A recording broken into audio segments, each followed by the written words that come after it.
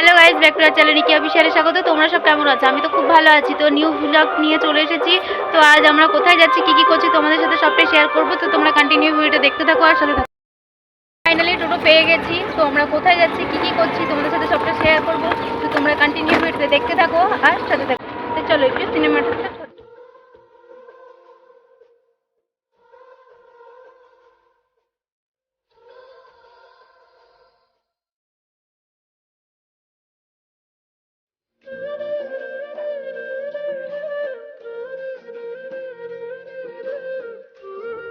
তো আমরা একটা কোনো কাজের জন্য গিয়েছিলাম, তো কাজটা হয়নি। সেই কারণে ভাবলাম যখন কাজটা হয়নি, এর জন্য আমি কি করলাম, আমি আর দিদি মিলে তো আমাদের বহরমপুরের সবথেকে বড় মলে চলে আসলাম, মোহন মলে। তো দেখতেই পাচ্ছ আমি ভেতরের দিকে যাচ্ছি, লিফটে করে উঠছি উপরের দিকেও। তো তো তোমাদেরকে যতটা পারবো শেয়ার করব মলটা কেমন। মলটা খুব সুন্দর হয়েছে। তো এই যে লিফটের জায়গাগুলো খুব সুন্দর, এত সুন্দর করে করা হয়েছে। তো খুব সুন্দর, আমার তো খুব ভালো লাগে ওখানটায়। আমি আগেও গেছি, তো তোমাদের সাথেও শেয়ার করেছি। তো এখানে একটা ওয়ান পিস দেখছিলাম, তো বেশ ভালোই লাগছিল।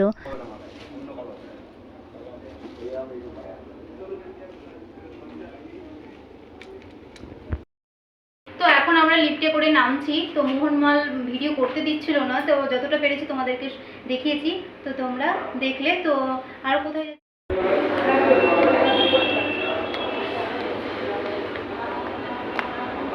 এই যে এখন আমরা বেরিয়ে গেলাম মোহন মল থেকে। এই যে